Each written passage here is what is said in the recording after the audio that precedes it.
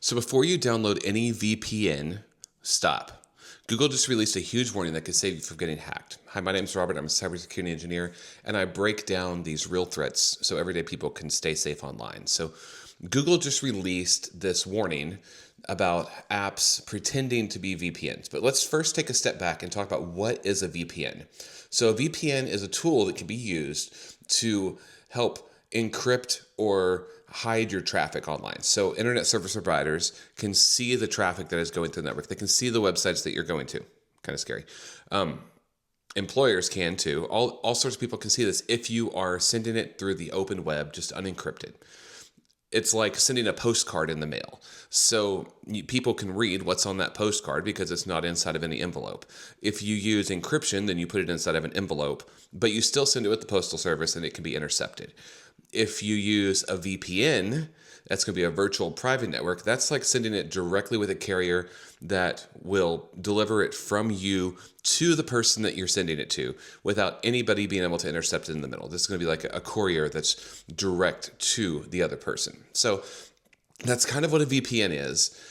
But a lot of people are using these to download because it shows you coming from a different location as well. So instead of coming from my house, it could show me coming from Germany or some other location around the world. And there's several different reasons you can do this, but sometimes people use it for getting different content from around the world that's blocked in different areas, or being able to connect to resources they would not be able to. A lot of times companies will use VPNs to allow you to access their internal networks from remote. If you have a remote job, you for sure have a VPN.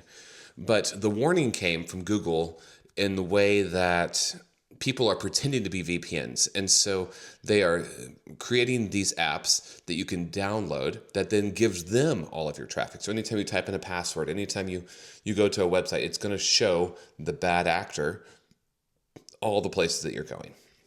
So how can we kind of prevent ourselves from getting attacked by that? Well, we want to make sure that we are going with verified developers. We're not going to go with some obscure name that we've never heard of before. We're going to go with things like Nord or Proton or something along those lines. And so we're going to go for one of those. We're not just going to go for any name.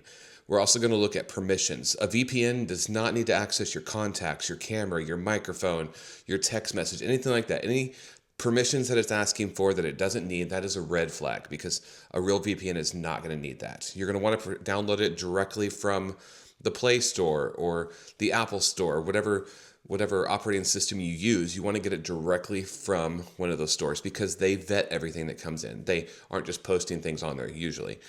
So you want to make sure that you get it from a protected place. You also want to make sure, and this is going to be a point of contention for a lot of people, is you want to make sure you're actually paying for it.